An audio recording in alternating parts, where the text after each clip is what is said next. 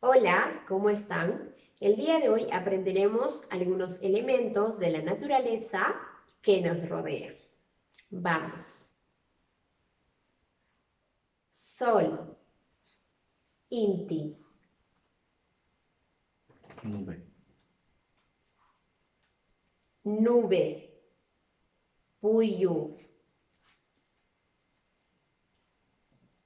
rayo, Illapa,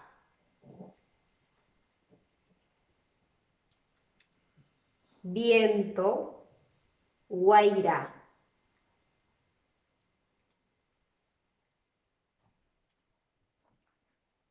lluvia, Para,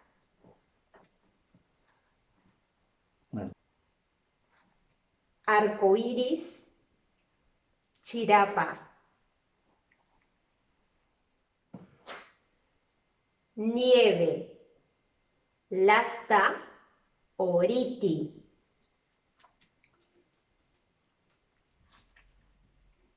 agua, Yaku, estrella, Huyur o Chasca,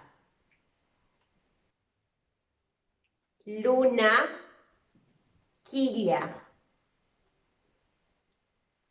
tierra, Alpa,